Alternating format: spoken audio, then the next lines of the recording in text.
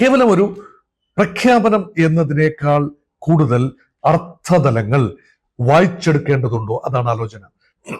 പലപ്പോഴും അറബ് ലീഗിന്റെ ഉച്ചകോടി പല ഇടങ്ങളിലായി കെയ്റോയിലും മറ്റു പല തലസ്ഥാനമായ ഈജിപ്ഷ്യൻ തലസ്ഥാനമായ കെയ്റോയിലാണല്ലോ പലപ്പോഴും അവരെ ഒത്തുകൂടുന്നത്.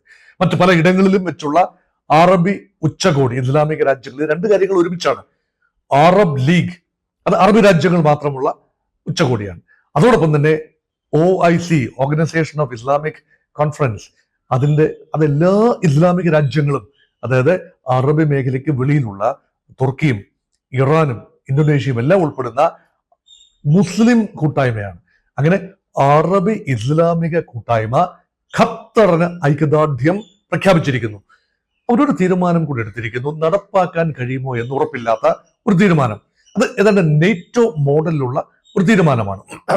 തങ്ങളിൽ ഒരു രാജ്യം ആക്രമണ വിധേയമായാൽ, ആക്രമിക്കാൻ സാധ്യതയുള്ള ഇസ്രായേൽ മാത്രമാണ് ആ പ്രദേശത്ത്, ആക്രമണ വിധേയമായാൽ എല്ലാ രാജ്യങ്ങളും നേറ്റോ മാതൃകയിൽ യൂറോപ്യൻ സുരക്ഷയ്ക്ക് വേണ്ടി അമേരിക്ക ഉൾപ്പെടെ രൂപീകരിച്ച നേറ്റോയുടെ നോർത്ത് അറ്റ്ലാന്റിക് ട്രീറ്റി ഓർഗനൈസേഷൻ അതേ മാതൃകയിൽ തങ്ങൾ ഒരു രാജ്യത്തിനെതിരെയുള്ള ആക്രമണം എല്ലാ രാജ്യത്തിനുമെതിരെയുള്ള ആക്രമണമായി കണ്ടുകൊണ്ട് എല്ലാ രാജ്യങ്ങളും ഒരുമിച്ച് അതിനെ പ്രതിരോധിക്കുകയും ആക്രമണകാരിയെ ഒറ്റപ്പെടുത്തുകയും ചെയ്യുക എന്ന ഒരു തീരുമാനത്തിൽ എത്തി നിൽക്കുന്നു.